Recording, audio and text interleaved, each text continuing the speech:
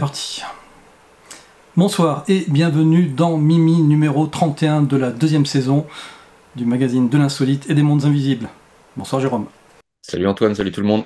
Bon, comment allez-vous les amis Mimi? Nous on est très heureux de vous retrouver ce soir pour ce donc 31e numéro du magazine de l'insolite. Plusieurs news insolites d'ailleurs ce soir. Je vais vous amener sur Mars. Jérôme va vous parler d'OVNI. Il va vous parler de quelqu'un qui justement parle dans des langues qu'il ne connaît pas. Et puis on aura notre chronique sur l'intelligence artificielle, comme chaque semaine, parce que chaque semaine il y a des nouveautés, et cette semaine ne fait pas Exception à la règle. exception à la règle, merci. Et on va commencer par le courrier des lecteurs. Alors c'est Cyril qui nous a envoyé cette petite vidéo qu'il a prise dans son jardin. C'était ce week-end, alors qu'il faisait beau, plein soleil.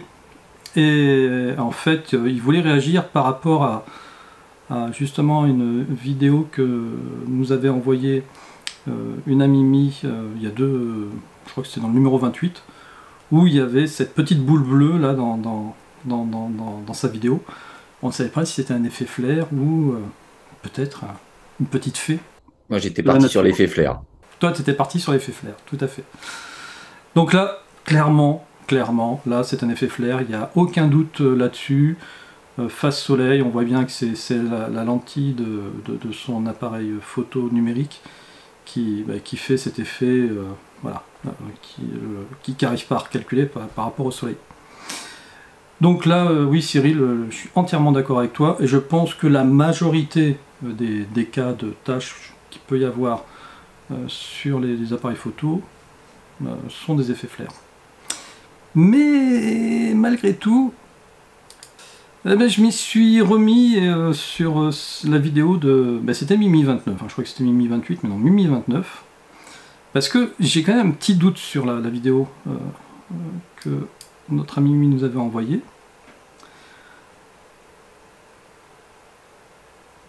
Et on n'est pas réellement sur du plein soleil. Non, mais il peut y avoir un rayon de soleil, justement, et parce que tu vois, on voit quand même qu'il y a le soleil qui darde ses rayons d'argent derrière les nuages. Oh, Tout à fait. je suis poétique ce soir.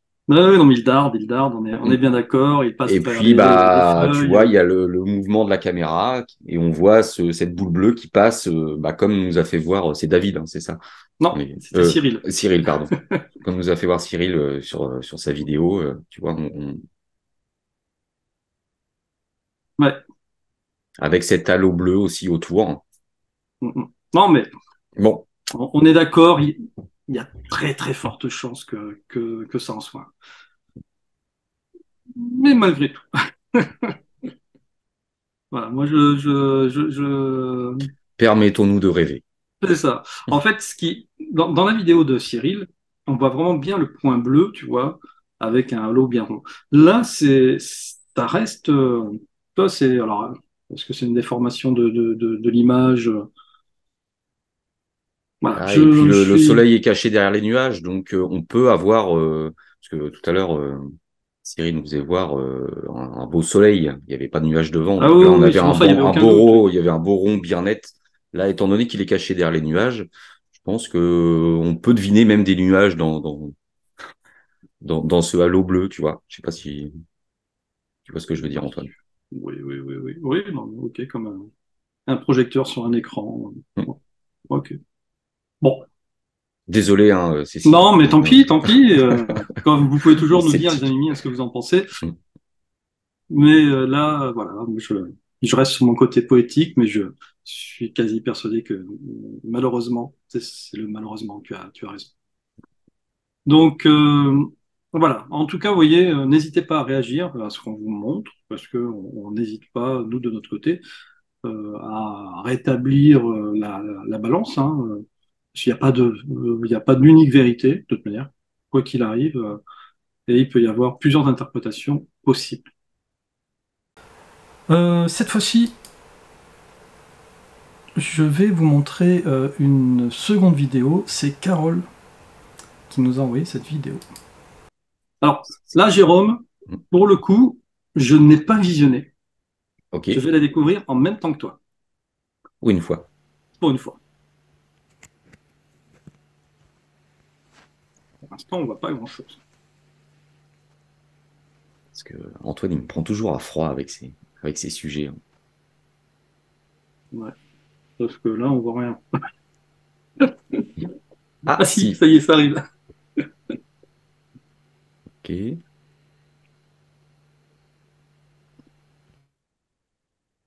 Ouais, c'est super loin. C'est super loin. Alors attends. Toc.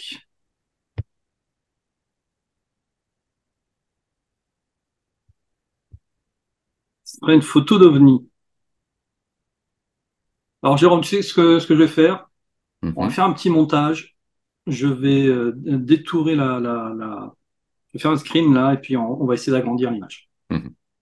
Bon, Jérôme, voilà, j'ai fait un screen de la vidéo, et voilà ce qu'on peut voir en agrandissement.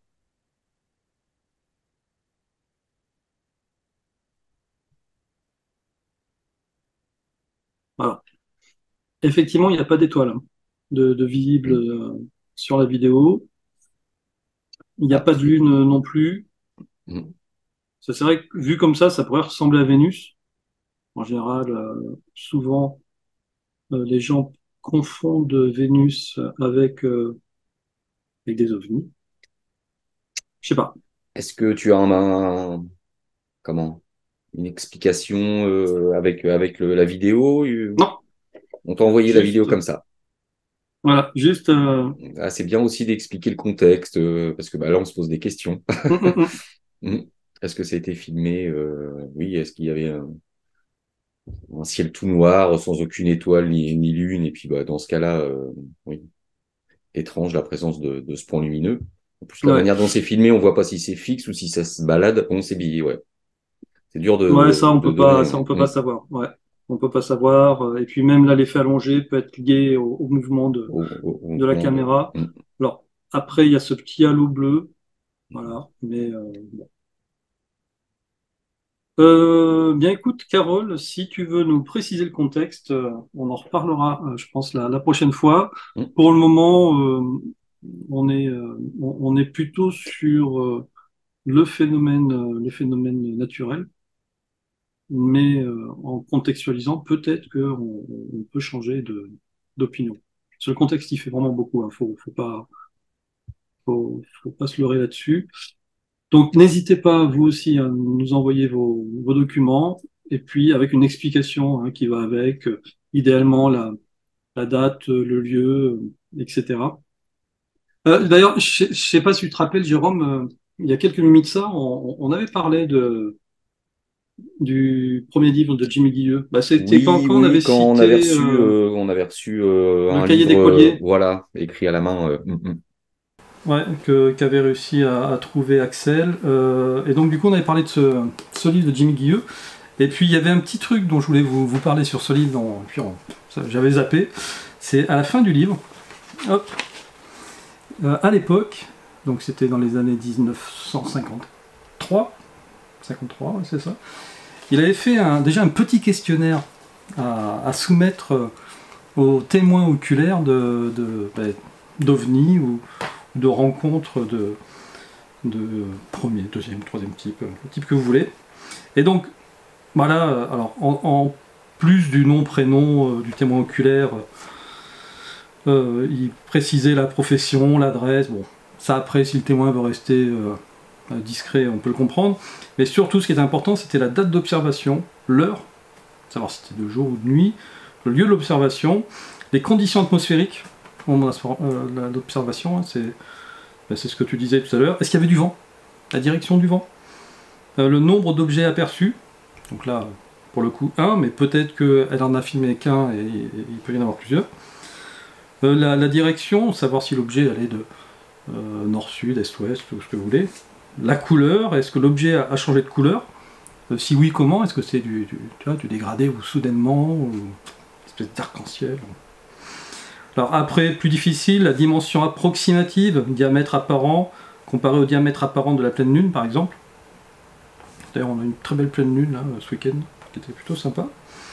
L'altitude ou angle avec l'horizon, donc là aussi c'est un peu difficile, mais bon, surtout de nuit. La vitesse approximative, très difficile, mais bon, c'est approximatif, on arrive quand même à dire si ça va à la vitesse d'un avion ou si ça... Voilà. La durée du phénomène, je vous rappelle qu'à l'époque il n'y avait pas de téléphone portable, donc c'était vraiment du témoignage oculaire. Hein. Si vous pouvez le filmer, c'est encore mieux. Et une description générale et observation, joindre croquis à l'époque, si possible. Voilà. Donc, déjà, à l'époque, Jimmy avait donné une bonne méthodologie pour pouvoir consigner tous ces phénomènes d'ovnis. Et je pense que d'ailleurs, on aurait pu appliquer son recueil de témoignages au phénomène ovni que là, tu vas nous présenter, qui a été filmé par plusieurs caméras de sécurité, et qui, tu vas nous en dire plus, mais c'est vrai qu'il paraît assez étrange. Il est sympa celui-là. Moi, j'en vois souvent passer des vidéos d'OVNI, mais très souvent, comme ce que vient de nous faire voir, je ne me rappelais plus son prénom. Carole. Voilà. J'ai du mal avec les prénoms ce soir. Et on voit une petite lumière, voilà, c'est très difficile de donner un avis. Alors, ça n'a pas été filmé par plusieurs caméras de sécurité, par une caméra de sécurité. C'était le 19 mars dernier, 2023, en Floride, aux USA. Et si tu peux nous partager la vidéo, Antoine, alors je la trouve très intéressante, cette vidéo. Je vais vous expliquer pourquoi. Alors voilà, caméra de sécurité en noir et blanc. Donc, vous voyez des voitures qui passent. Et regardez sur la gauche, dans le ciel, là, ce qui va passer. Alors, ça passe tout doucement. Moi, ce qui m'interpelle, c'est des passants qui passent aussi. Et oui, et tu vas voir, on va y revenir. Il y en a, tu vois, lui, il s'arrête, par exemple, là, sur la gauche. Il s'arrête, il regarde. À un moment, il va repartir. Et il y en a un autre qui est resté, qui a regardé la scène beaucoup plus longtemps. Je vous ferai voir. Et là, voilà, tu as cette formation de lumière triangulaire. Alors, comme pour moi, ça n'appartient qu'à une seule grosse structure. Hein. Alors là c'est quoi ces lumières là aussi? Tu penses que c'est la projection en bas? Ah, lui, il a pris une photo, non? J'ai vu un flash. Ouais, et il y a des voitures qui Ou pas passent. forcément. Il y en a une, à un moment, elle passe, elle s'arrête. Tu vas voir un peu plus loin. Et là, tu vois, il y a un passant, lui, il va rester assez longtemps à regarder le. C'est pas ça, c'est qu'il disparaît là. Ouais, bon, parce que non, mais tu vas le voir. Il réapparaît pas dans la voiture. À un moment, Je le vois plus. Ouais, tu le vois là? Mais je Ouais, sais pas ce que tu le c'est. vois C'est là, à tu l'eau le de vois là, lumière. le passant là, tu vois, qui Non, je regarde. le vois plus. Oui, il va Ah oui, il est bouger là. là. Ah si, Il est ah là, oui, tu vois, d'accord. voilà. Ah oui. Et tu vois là, la voiture. Ah, il y en a un deuxième qui arrive? Et c'est ça, c'est que j'ai eu l'impression qu'il y en avait un deuxième qui arrivait aussi, quoi. Ah oui, là, on le voit. Toc. Là, regardez bien juste dans l'angle. Ah Ou ouais, est-ce que c'est il y a un deuxième la qui vidéo arrive. qui a été mise en boucle et ça reprend? Alors, ce qui est intéressant, c'est qu'il y a une autre personne qui l'a filmé, cette fois-ci avec son Oui, téléphone c'est pour ça que je portable. disais plusieurs caméras de Hum, sécurité, hum. mais Là, c'est une caméra de sécurité. hop, Ensuite, ici. c'est un passant. Alors, c'est très bref, hein. Mais voilà, hein, il le filme. Alors, je sais pas vous, mais moi, ça Oui, me là, on le paraît voit là. Toc, gigantesque. toc, Hein. toc. Ça me paraît vraiment gigantesque, le truc. Hein. Ah oui, là, Alors, on est vraiment dans du triangle. voilà. Moi, ça me renvoie à la vidéo que j'ai fait avec Egon Kregel sur Horus. Je vous invite à aller la voir, où on parle justement de du cas de la vallée d'Hudson aux États-Unis, où plusieurs personnes ont aperçu un gigantesque vaisseau triangulaire. Et ça prenait, parfois, ça cachait complètement le ciel. Hein, ce qu'expliquait Egon. Les personnes, par exemple, si ça se passait la nuit, elles ne voyaient même plus les étoiles. L'objet couvrait complètement le ciel pour te dire la taille, une ville volante, quoi. Et toujours, voilà, en forme de triangle. Parce que beaucoup vont faire le lien avec le fameux TR-3B, un des black programmes Hmm. américains. Mais Moi, ce qui me dérange toujours dans ce genre de vidéo, c'est pourquoi est-ce qu'ils ont besoin de se signaler? Tu alors, vois. peut-être que ce n'est pas un moyen de se signaler, c'est peut-être leur moyen de propulsion. Puisque si Ok. c'est un vélo, un vélo, pardon, Un vélo, oui. un Un vélo, vélo volant. un vélo volant, E.T. Si c'est un vaisseau de forme triangulaire, il a un système de propulsion aux quatre coins, comme ce qui avait été expliqué avec le TR-3B. Hein. Et ça rappelle aussi ce qui avait été aperçu dans la vague belge. C'était un énorme vaisseau triangulaire avec trois phares à chaque pointe et un phare beaucoup plus gros en son centre. Pour moi, c'est le moyen de propulsion qui génère cette lumière, quoi. Ok. Non, mais c'est, voilà. Moi, j'ai trouvé, voilà. L'explication paraît... Bon, Ils sont ben toujours parmi voilà. nous. Même question, hein, c'est qu'est-ce que vous en pensez? Est-ce que pour vous c'est une vraie vidéo d'OVNI? Est-ce que c'est un habile montage? De toute manière, on a vu hein, depuis plusieurs émissions que les montages, tout le monde peut en faire et de la meilleure façon qui soit. Donc ça devient vraiment difficile de trier le bon grain de livret, mais c'est vrai que là, ça paraît cohérent, surtout quand derrière il y a un deuxième témoignage Mm. Et les pris passants d'une autre façon. puis Mm. tu vois, le passant qui bloque, qui regarde, quoi. Tu te dis, Oui, mais alors tout ça, on peut le scénariser. Tu vois ce que je veux dire? ouais. C'est-à-dire Mm. que avec plusieurs potes, tu peux faire le passant qui passe, la voiture qui passe, qui s'arrête. Tout ça, c'est. Tu peux même prendre, faire croire avec un deuxième angle que s'il y a quelqu'un qui a pris la vidéo, etc. Donc tout est possible. C'est ça le problème. Je C'est ce remets qu'on pas disait forcément en là. cause ce qu'on voit Mm. là, mais Mm. tout est possible. Après, là aussi, un phénomène tel que celui-ci, il a dû être vu quand même par un paquet Eh de ben, et personnes. oui, et alors, On a le contexte, l'heure. non, pas du tout. Pas Ah du tout. voilà, il On n'a a, pas suivi les concepts de Jimmy Give, lui non plus. et non, voilà, il y a juste la date. Et puis, Hmm. voilà.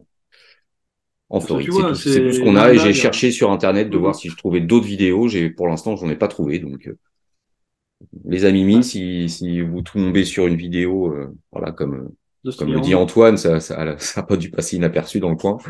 Donc, je pense qu'il y a Mais eu non, et puis d'autres là, pour le captures. coup, Maintenant, tout le monde a un il- téléphone sur soi. Donc, c'est il y a ça. obligatoirement quelqu'un qui a dû Et- Hmm, hmm. le Puis au shooter nombre de aussi. voitures et de passants qui passent, il n'est pas 3 heures du mat, tu vois. Mm, mm, mm.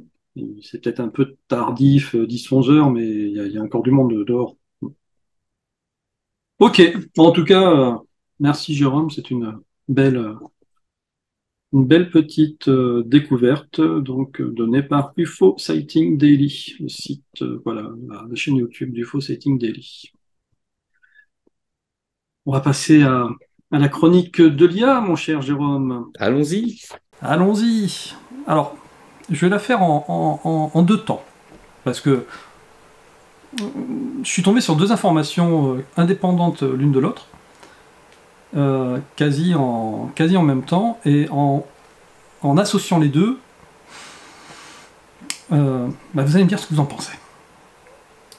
Alors, la première, c'est celle de la chaîne YouTube Adagio, où un scientifique aurait prédit, déjà depuis quelques temps déjà, que l'immortalité arriverait offerte à l'homme, on va dire, en 2030, ou en tout cas dans les années 30 de ce siècle-ci. Tout simplement, alors le scientifique, comment s'appelle-t-il? C'est Ray Kurzweil, voilà, qui a avancé cette théorie, comme quoi finalement c'est la nanotechnologie qui viendrait au secours des hommes, et c'est grâce aux nanorobots qui seraient injectés dans le corps des hommes et qui viendraient réparer finalement toutes les cellules dégénératives des hommes pour les rendre immortels. Donc pour lui, voilà, ce serait grâce à cette nanotechnologie qu'on pourrait réparer les hommes. Alors voilà, c'est le scientifique américain avait dès 2005 dans son livre intitulé The Singularity is Near, il avait déjà projeté que l'évolution technologique de l'homme irait grandissante et que 25 ans plus tard, hein, par rapport à son époque, l'homme serait capable de se réparer grâce à cette nanotechnologie. Moi, il y a quelque chose qui me qui me manquait là-dedans, c'est comment dire, la coordination de ces nanorobots. Comment est-ce que ces nanorobots allaient faire pour déterminer qu'il fallait bien s'occuper de telle cellule, que celle-ci était en bon état, et que, tu vois, comment est-ce qu'ils allaient s'adapter finalement à l'environnement humain, sachant que qui dit nanorobot dit taille très microscopique. Et donc, voilà, en termes de data dans les nanorobots, on ne peut pas en mettre beaucoup. Donc, voilà, moi, ce qui me manquait, c'était ce lien entre ces nanorobots. Et en continuant mes recherches d'articles pour ce Mimi de ce soir, je suis tombé sur un autre article, qui est celui-ci. AutoGPT, le chat GPT autonome qui repousse les limites de l'IA. Voilà. Si vous êtes intéressé à ChatGPT là depuis quelques mois, sachez que ça y est, c'est fini, c'est dépassé. Maintenant, ça va être AutoGPT qui va prendre le pouvoir et dépasser effectivement les capacités, les limites de ChatGPT. Donc en fait, AutoGPT, il se base sur la technologie GPT-4. C'est la dernière technologie qui a été implémentée dans ChatGPT. Mais à la différence de ChatGPT, c'est que il va être capable de mener un projet autonome de A jusqu'à Z. Et en projet autonome, ça peut aller très loin, ça peut être jusqu'à... alors il y avait des exemples, je crois que c'était... par exemple, le créateur d'AutoGPT explique que son système va pouvoir s'adapter aux tâches qui nécessitent une planification à long terme. Donc grosso modo, à la différence de ChatGPT qui va faire ses requêtes déjà sur une base de données, AutoGPT lui va pouvoir aller interroger toutes les bases de données, y compris celles d'Internet, donc y compris les plus récentes. Mais à force d'interroger des bases de données, le problème c'est qu'il sature sa mémoire, etc. Donc lui, il est capable de s'autoréguler, de se dire oula, il faut que je stocke, il faut que j'enregistre ça, il faut que je l'écarte. Et donc déjà, il est capable de pouvoir tenir sur la durée. Et ensuite s'auto-contrôler, s'auto-réguler par rapport aux tâches qu'on lui a données. Donc là aussi, on en est qu'au début de AutoGPT. Mais... ça va tellement vite. C'est ça, c'est que ça va tellement vite. Et c'est pour ça aussi, d'ailleurs, qu'Elon Musk, on en a parlé, c'était quand la semaine dernière, commence à s'inquiéter. Il y a quasi plus de limites. Et donc, vous voyez, cette information-là, couplée à celle d'avant, où on se dit, eh bien, il va y avoir des nanorobots qui vont être capables de reconstruire les cellules humaines. Si en plus, ces nanorobots, à l'époque, on ne pensait pas encore à intelligence artificielle, en tout cas à ce niveau-là, elles sont couplées à un auto-GPT qui est capable de s'autoréguler, qui est capable de construire le projet qu'on lui a donné. Donc là, du coup, il va pouvoir comparer les cellules, il va pouvoir se dire, ah, celle-ci, elle est saine, celle-ci, elle n'est pas saine, donc je vais la réparer comme ça, et puis s'il s'est planté, il va pouvoir se rappeler qu'il s'est planté, donc la faire d'une autre façon, etc. Là, dans quelques années, on sera tous bardés, non pas de flore microbienne ou bactérienne, mais de nanorobots qui seront là pour nous maintenir en bonne santé, en pleine forme, en vie, voire même nous rendre plus intelligents. Parce que il y avait un autre article que j'ai pas cité ce soir, mais qui disait que ça y est, il y a, je crois que c'est en Australie, où il y a des soldats qui dirigent par la pensée des robots chiens. Donc voilà, imaginez des nanorobots dans notre cerveau, couplés à l'intelligence artificielle, couplés à tout ça. Mais dis donc, Antoine, j'ai l'impression d'entendre Laurent Alexandre. Tu deviendras pas pro transhumaniste quand même. Bah non. Moi, franchement, m'injecter des nanorobots, je suis pas fan. Hein. Je sais pas vous, mais... C'est exactement dans ce sens-là. Je sais pas où est-ce qu'on va, quoi. Je sais pas où est-ce qu'on va, mais le problème, c'est que non seulement on a l'air d'y aller, et puis en plus, si tout ça nous échappe, c'est que même si on n'a pas envie d'y aller, Oui, mais c'est surtout si ça nous échappe, quoi. Hein, moi, je reviens toujours à Terminator, hein, je m'excuse.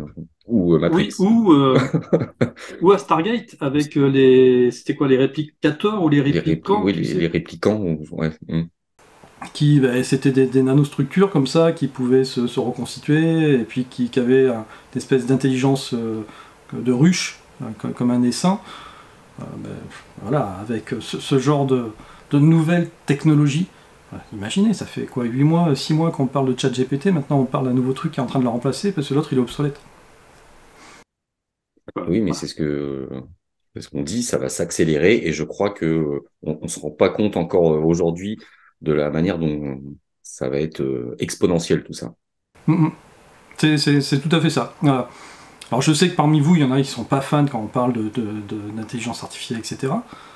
Mais honnêtement, c'est vraiment pour alerter, et puis deux, même en s'y intéressant, on arrive à être surpris d'une semaine sur l'autre, quoi. Et j'ai l'impression que le sujet est inépuisable, quoi. Toutes les semaines, on en découvre.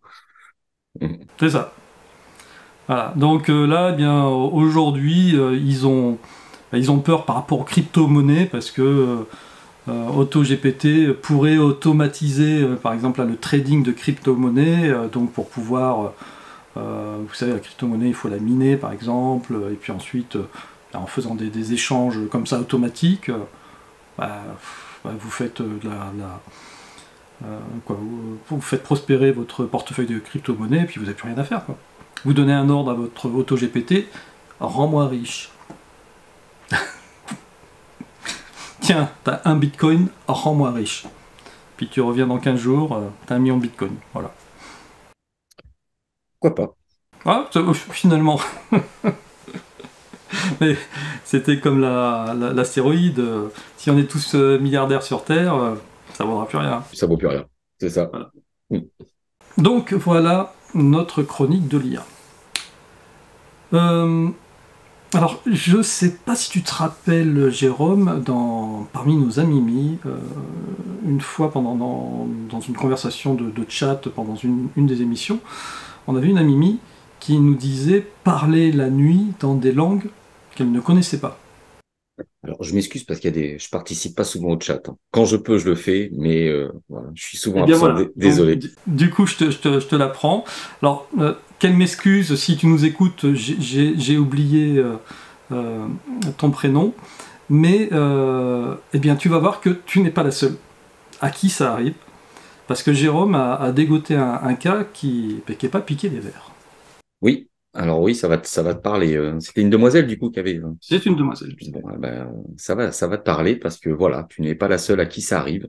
Je suis tombé là-dessus. Alors cette histoire n'est pas toute jeune, mais elle est remise au goût du jour. Je vais vous expliquer pourquoi, parce qu'il là il y a un livre qui vient de sortir sur ce cas. Alors c'est l'incroyable histoire de Marc Liblin, l'homme qui rêvait dans une langue inconnue. Alors, pendant des années, ce Français a rêvé dans une langue qu'il ne connaissait pas. Après de nombreuses recherches, Marc Liblin finira par trouver l'origine de ce langage inconnu, parlé par une poignée d'habitants sur une petite île polynésienne dans le Pacifique, Rapa Iti, qui est la voisine de Rapa Nui, donc l'île de Pâques. Alors, c'est une incroyable histoire, hein. Alors, tout a commencé, en fait, c'est Éric Viennot, donc qui est assez connu dans le milieu de tout ce qui est création de jeux vidéo, je crois, etc. Et en fait, il avait entendu parler de cette histoire en lisant un vieux livre. Alors, attendez, je recherche le nom de ce livre. Euh, c'est dans l'Atlas des îles abandonnées de l'autrice allemande Judith Schalansky aux éditions Artaud, dans une page dédiée justement à cette petite île Rapa-Iti, la plus méridionale et isolée des îles composant la Polynésie française perdue au milieu de l'océan Pacifique. Et donc, Éric Viennot a découvert l'étrange affaire de ce Français qui aurait rêvé une partie de sa vie dans une langue inconnue. Bon. Alors, Éric Viennot s'est pris de passion pour cette histoire fascinante et il a tenté dans un premier temps d'en vérifier, pardon, la véracité en recherchant des gens de sa famille. Et donc, via les réseaux sociaux, il est tombé sur Marie Liblin. Donc, ils ont pris contact ensemble. Et puis, Marie, elle, oui, se souvient que pendant son enfance, son grand-père lui avait parlé de son cousin. C'était le cousin de son grand-père, en fait, Marc Liblin. Et ils avaient évoqué simplement que bon, c'est un cousin, un petit cousin un peu fantasque, quoi, parce que par rapport à cette histoire qui est incroyable. Alors voilà, ça commence en 1981. Marc Liblin est alors âgé de 33 ans.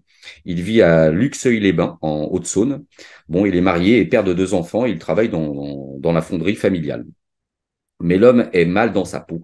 La faute a un rêve récurrent. Il fait très souvent le même rêve, dans lequel un vieux personnage lui enseigne la physique et surtout une langue obscure, qu'il apprend peu à peu à parler couramment par rapport à ses rêves. Et donc ces songes l'obsèdent tellement que son mariage à un moment bat de l'aile. Et donc à un moment, il décide de tout plaquer pour tenter de trouver une réponse sur cette langue qu'il semble être le seul à parler.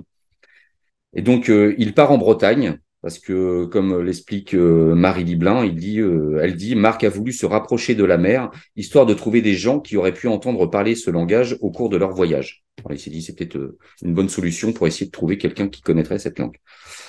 Et alors, il a un début de réponse, justement, en Bretagne. Donc, il arrive là-bas sans un sou. Et, il fait quand même la connaissance d'un professeur qui le met en contact avec les membres de l'association Réalité Scientifique. Donc, ce sont des chercheurs expérimentalistes. Et alors, comme c'est expliqué dans cet article, ces linguistes, médecins et autres universitaires vont s'intéresser à son histoire et tenter de percer ce mystère de cette langue inconnue qu'il entend dans ses rêves. Donc, il n'hésite pas à faire appel à des confrères à la Sorbonne et élabore plusieurs théories.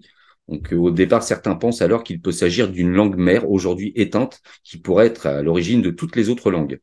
D'autres évoquent un idiome proche de l'araméen ou du vieux tibétain. Mais malheureusement, tout cela s'avérera infructueux, en fait.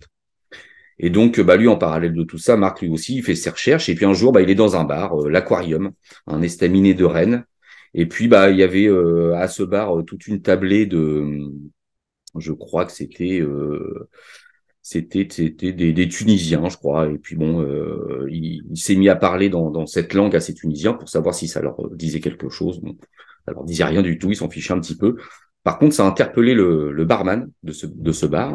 Et donc, il est allé voir Marc Liblin et qui lui a dit, mais moi, votre langue, elle me rappelle étrangement celle de mon ex-femme.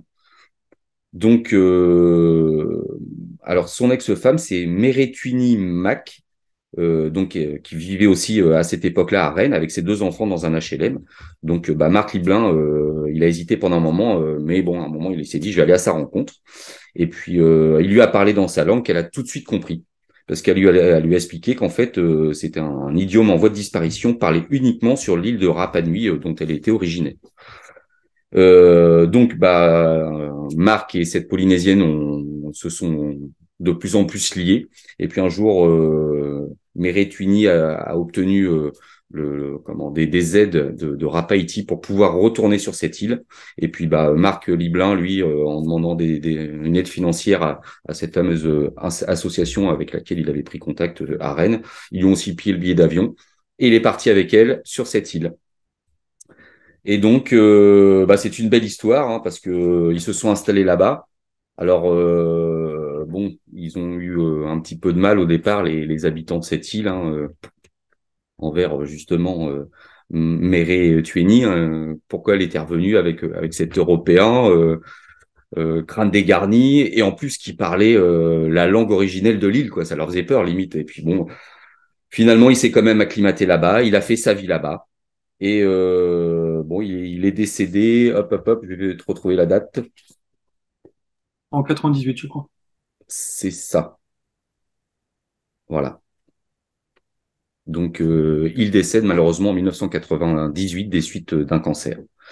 Et donc, Éric Viennot, lui, il a voulu essayer de partager cette histoire qu'il a trouvée fantastique via plusieurs moyens, notamment faire un documentaire, mais aussi écrire un livre dessus. Et donc, il s'est lancé à commencer à monter ce documentaire en 2021. Il avait trouvé les fonds, il a commencé le tournage. Il a même envoyé un caméraman sur cette île, à Rapaïti, pour faire des images là-bas. Mais malheureusement, le projet a eu un coup d'arrêt brutal puisque Éric Viennot est décédé l'année dernière, été 2022, à l'âge de 62 ans. Donc le documentaire, pour l'instant, ne sera peut-être jamais mis à jour. Par contre, avant son décès, il avait quand même terminé la rédaction du livre qu'il voulait consacrer à ce sujet, intitulé L'homme qui rêvait dans une langue inconnue, et donc qui est sorti en librairie le 6 avril de cette année. Donc, je pense que je vais essayer de me procurer ce livre, hein, et voilà, pour me plonger dans cette histoire que je trouve incroyable, quoi. Eh bien, Jérôme, nouveau challenge, Voilà, c'est même de contacter Marie Liblin et de l'inviter à nous partager cette histoire sur la chaîne. meilleure idée, oui. Hein? Ok, donc effectivement, c'est très surprenant. Alors, je ne sais pas si ça vous est déjà arrivé hein, de parler dans d'autres langues. Si ça vous arrive et vous ne savez pas quelle langue, il y a au moins un petit truc que vous pouvez essayer de faire, ça peut marcher. C'est Google Translate. Et oui, aujourd'hui, il y a Google Translate, mais Oui, à l'époque, à on a l'époque, parlé dans les années 80, il n'y avait pas Internet, balbutiement de tout ça, quoi. tout à fait. Alors après, je suis pas sûr et certain que ça pourrait fonctionner, mais là, il y a l'option détecter la langue. Ici, il y a l'option micro. Voilà. Donc, vous activez le micro, vous lancez votre petite phrase, et puis, voilà, vous attendez de voir si l'intelligence Google artificielle de Google arrive à détecte. retrouver Voilà. l'origine de la langue. Mm.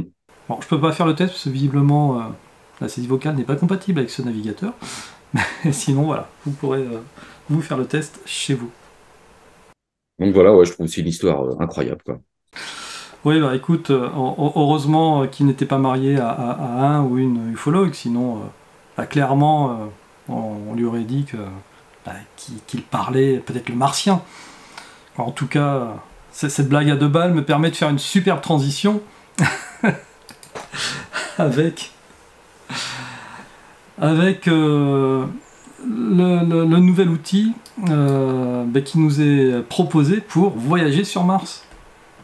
Alors voyager sur Mars, on pouvait déjà le faire un petit peu avec Google Earth. Hein, quand vous allez sur Google Earth, vous avez une option pour faire Google Moon ou Google Mars. Mais c'était c'était sympa, mais pas très détaillé, je trouvais. D'ailleurs, je vous donnerai un exemple tout à l'heure. Donc, c'est le laboratoire de visualisation planétaire Bruce Murray, qui est situé à Caltech en Californie, qui a utilisé des plans photographiques de Mars Reconnaissance Orbiter, donc de MRO, qui est une sonde spatiale développée par la NASA, et qui est placée en orbite autour de Mars depuis 17 ans, et puis qui prend des photos à gogo. Et donc, à la tête de ce projet, c'est Jay Dixon, donc cet homme-ci, qui est un scientifique spécialisé dans le traitement de l'image, qui travaille pour le laboratoire Murray, et qui, pendant 6 ans, a reconstitué numériquement la planète Mars à partir de 110 000 clichés qui ont été pris par MRO, par la sonde spatiale MRO. Sur les 110 000 clichés, il y en a, je crois que c'est 97 000 qui ont pu être, on va dire, reconstitués par un algorithme, donc qui ont pu être recollés automatiquement. Et puis les 13 000 qui restaient, ils ont été assemblés, racollés manuellement par les chercheurs. Et bien écoute, le résultat, il est pas mal. Alors après, moi, racolé par les chercheurs, Ouais, pourquoi est-ce que ça m'est racollé? Oui, recollé, ça aurait été mieux. non, mais même ça me, tu sais, il pourrait effacer des trucs. Tu vois ce que je veux dire? Ah bah écoute, c'est ce qu'on va voir. C'est ce qu'on va voir. En tout cas, voici déjà Mars. Donc le site, vous l'aurez dans le lien de la vidéo, c'est murray-lab.caltech.edu, etc. Donc, il y a la possibilité de voyager hein, comme vous avez envie. Par exemple, tiens, on va aller sur la vallée Marineris. Donc, on est comme sur du Google Earth. Hein. On clique et puis voilà. Alors, je sais pas si tu as vu, il y a des petites bandes blanches. Visiblement, c'est la colle, quoi. C'est ça, c'est le recollage. C'est voilà, il doit manquer des petites parties. Alors après, est-ce qu'effectivement il manque des petites parties parce qu'ils n'avaient pas forcément ils étaient en bord de cliché à ce moment-là? Et est-ce Ou qu'on peut est-ce que zoomer plus que ça ou c'est ça qui est génial parce qu'avec Google Earth on à un en moment donné, restait ça pixelisait pas mal, hein. ouais, Il y a ça des pixelisait vraiment beaucoup beaucoup. ouais, ouais. J'ai passé Là, quelques heures à chercher des choses sur Mars et il y a certaines zones qui étaient vraiment très pixelisées, quoi. honnêtement, Ah, il y a une belle qualité. il y a une très très belle qualité. Je sais pas ce que tu en penses. Mm. Mm, mm, mm. On est limite à la qualité Google Earth sur Terre. Hein. C'est très, très impressionnant. Et puis, bon, Tu vous peux pouvez... essayer de zoomer au maximum sur un point, par exemple. Ouais, on va le faire. Attends, je me suis Un beau petit redéplacé. cratère, là. Tu vois. Là, je me suis déplacé sur Gale. Gale, je crois que c'est une zone d'atterrissage de Curiosity, quelque chose comme ça.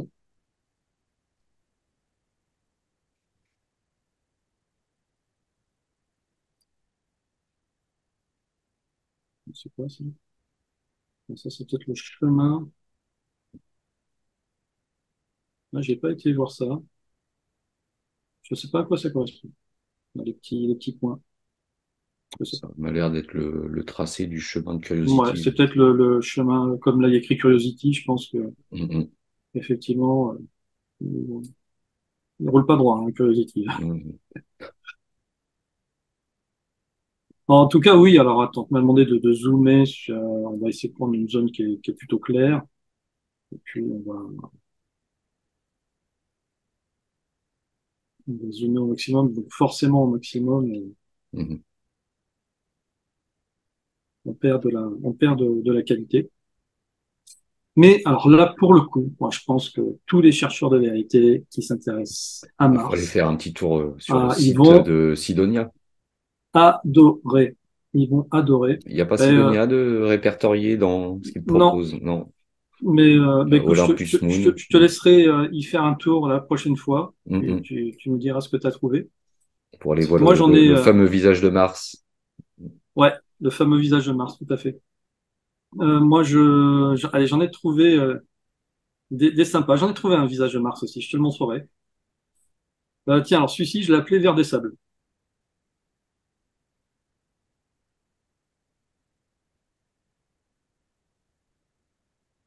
Parce que honnêtement, je ne sais pas ce que c'est.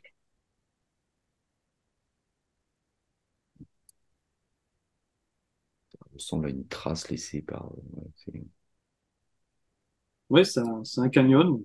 vraiment ancien. Bah, après, on n'a pas trop comment dirais-je, Alors, l'échelle. Tu non, vois. l'échelle, est-ce qu'elle apparaît quelque part? Pas forcément. Ouais, peut-être que ça manque. Mais oui, donc c'est peut-être effectivement une rivière qui. Non, c'est un canyon. Mm. Mais ce qui est bizarre, c'est, tu vois, c'est ces petites vagues. Alors, attends, je crois qu'on peut bouger un peu comme ça. Ouais, si on appuie se repositionner. Pourquoi ça fait ces petites vagues là, comme ça, ces petites vaguelettes? Mm, mm. Bon, pourquoi pas, hein? Pourquoi pas. Ensuite, j'en ai trouvé un autre qui est assez surprenant. Je l'ai appelé base assiette. Ouais, un beau petit. Parce que là, pour le coup, elle est super plate, quoi. C'est Ouais. pas, soit t'as des petits cratères comme ça parce que t'as Mm. quelque chose qui s'est écrasé. Mais là, on dirait une crêpe, hein. La dernière C'est pâte à crêpe que j'ai faite, c'était la même, hein. une belle crêpe martienne. Mm. Une belle crêpe martienne. Ah, tiens, puis ça, c'est quoi? Je sais pas fait gaffe. En fait, tu vois, ça ressemble à ce que tu faisais voir tout à l'heure, là, les trucs qui partent en zigzag, là. Ouais, oui, et puis voilà, ces petits trucs, effectivement. C'est bizarre, hein. Mm. Je sais pas à quoi ça correspond. Tu vois, tu me dirais, ouais, t'es sur Dune. Enfin, Non, mais bah, tu sais, ça me rappelle la vidéo alternative. C'était alternative 3 ou 4, je sais plus. Où à la fin, tu as un ovni qui se pose, enfin, un vaisseau Mhm. antigravité qui se pose sur Mars, et puis tu vois une bestiole qui part dans le sable, là, Oui, oui, exact, comme une taupe exact, là, qui fait sa boursouflure derrière elle. Là. tout à fait. Tiens, à côté, tu me disais, est-ce que c'est pas très loin? Hop, voilà, c'est ici. Là aussi, c'est pareil, tu vois, il y a des structures qui sont très rectilignes. Et puis il y a eu un petit patch 2000, là. Ils ont mis un Oh, et puis post-it, là, il y a un petit caviar. un petit caviar. Là. Oh, ça, Et on va puis pas le là, faire alors là, voir. là, Mm. j'ai du mal à croire celui-ci qu'on est en bout Oui, en bout de photo ou un en bout de racolage photo. ou Mm. ouais, non, c'est bien. On pourrait, hein, Mm. on pourrait se dire que c'est une photo là qui a l'angle était là, et puis là, pas de Ouais, chance. Pas de pas chance, de il manque chance, il y a celui-là. un petit carré, on voit pas ce qu'il y a. Ouais, Donc je sais pas, peut-être que ça répond à ta question. c'est ça. Mais ce qui est surprenant, c'est que Moi, ils ont bien dû oublier quelque chose, quoique s'ils ont bah traité. oui, c'est obligé, c'est obligé, c'est obligé. Et tu vois, ce qui est surprenant, c'est que ça tombe, quoi, ce petit caviardage là, il tombe à côté de structures Très étrange. Mm. très, très particulières. Ah oui, non, alors, attends, juste quand même, pour préciser comment je suis arrivé ici. Ça, il faut que je vous le dise. Dans Génération Stellar numéro 6, il y a Peter Knight qui nous a fait un article sur Mars. Et à un moment donné, dans l'article, on parle de cette zone-là de Mars, où, je ne sais pas si tu vois bien, là, dans le cratère, il y a des petites Tache diodes, des petites taches blanches. lumineuse. Ouais. Et j'avais retrouvé l'endroit ben, justement avec Google Earth et j'avais noté les coordonnées. Mhm. Donc je me suis dit, Je vais les je retaper vais, sur. je vais les retaper. Et donc je tombe ici. Et là, j'ai pas de cratère avec les petites diodes, pas de lumière, rien. Bah, il est Mais peut-être sous le j'ai cette structure. bah, il est peut-être sous le post-it, hein, ton Il y a cratère. peut-être ça. Non, mais c'est ça. Et j'ai ce Voilà. truc-là. Voilà. Mm. Bon, c'est hasard, hasard, hasard. Allez, dernier truc. Donc, j'ai pas été chercher le visage de Mars, mais j'ai trouvé un Mars Smiley. Mars Smiley. Tu connais les Mars Smiley? Mhm. Eh oui, il est marrant celui-là. Mm. Donc, je sais pas si vous le voyez bien, là, le sourire. Eh oui, il y a même des Je l'ai pris en pareils. photo, je l'ai retravaillé, je vous le montre. J'ai retravaillé la colorimétrie, et là, on le voit bien, hein, les yeux, la petite bouche de travers, Mhm. le petit smile, Le petit sourire malicieux. le petit sourire malicieux. C'est la première chose sur laquelle je suis tombé. Ça fait un peu trop clin d'œil à la matrice. Mm. Tu cherches quelque chose sur Mars, petit? Attends, Attends. regarde. Donc voilà ce site. Eh bien écoutez, allez vous amuser dessus. Puis si vous trouvez des choses vraiment sympas, n'hésitez pas. Vous nous faites un screen.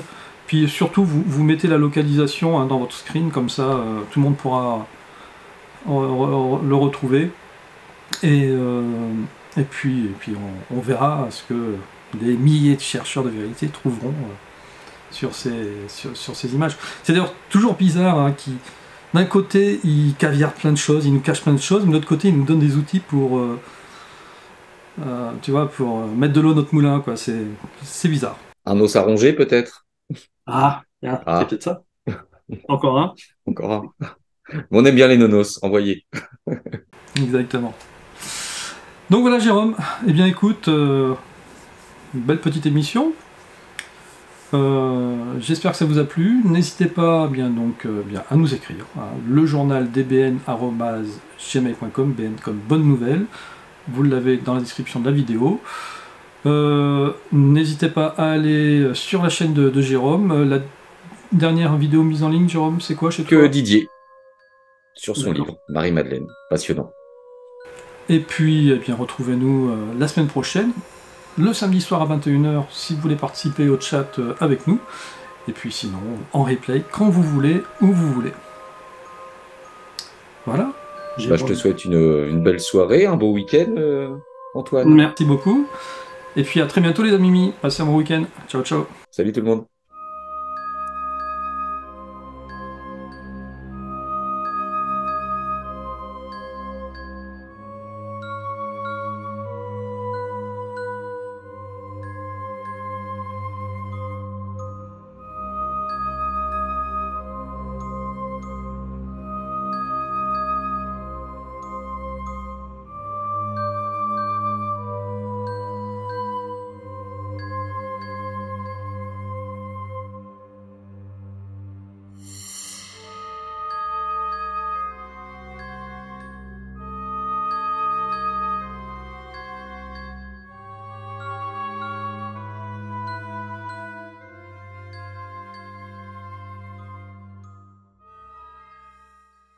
Tu t'es pas bien habillé, Antoine, hein. T'aurais pu te mettre sur ton 31.